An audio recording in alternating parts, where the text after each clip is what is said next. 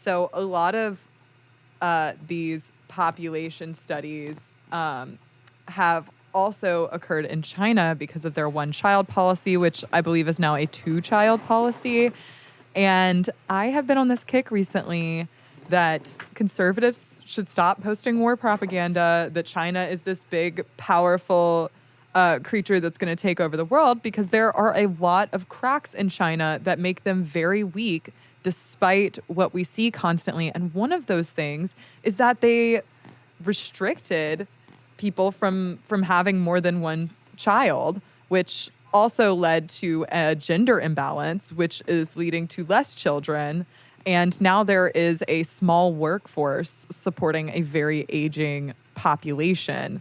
What are the ramifications of that for China's economy? Yeah, so well, I want to start off first with like kind of some interesting kind of facts about the one-child policy that people might not know, because I do like to highlight that unfortunately the one-child policy at least was in part Western influence. The left is always very concerned about neocolonialism. Well, here's some neocolonialism for you. The one-child policy was inspired by a group called the Club of Rome. And the Club of Rome was a kind of several different universities, but was spearheaded by a few groups outside university in the United States. And they were really looking at population problems. They were some of these people like ringing the doomsday bell that the world's going to fall apart because of population growth. And their projections, which were very bad projections because they basically said the world was going to be over in the year 2000. And so you can look around, it was a bad projection. Their projections were used by a Chinese missile scientist.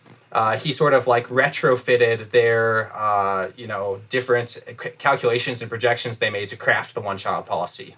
And so it was a combination of the Chinese military-industrial complex and kind of Western academia that came together and was at least in part responsible for the one-child policy. And then after the one-child policy was implemented, the United Nations of all groups gave China an award for population activities.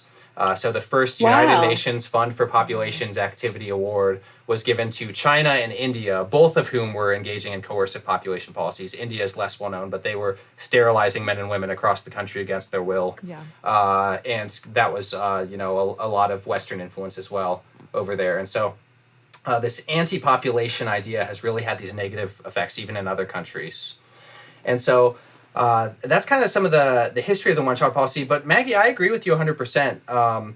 China has tried to perfectly plan their economy, and that involves planning the population. In fact, Mao Zedong's comment was he didn't want the anarchy of human production to destroy China, and so it needed to be planned like the economy. And so this was straight like, let me apply Marx to population. Now, there's some interesting stuff that Marx and Engels were actually more pro-population, but Mao took it to its logical conclusion. He said, well, if we need to plan production, that means we need to plan the number of producers, right? This obvious implication of centrally planned economy is you need to have a number of workers that you can know and plan. And so the one-child policy was the result of this. And the problem with centrally planned economies is they actually ignore the knowledge of the people on the ground. And so a lot of people do need to have children for various reasons, especially, for example, in developing countries. A really common reason people have children is for Social Security, right?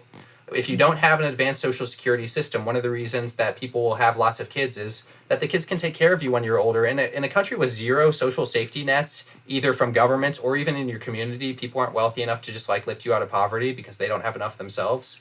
The only way to handle this is to, have a family that's going to take care of you. For better or for worse, that's what needs to happen.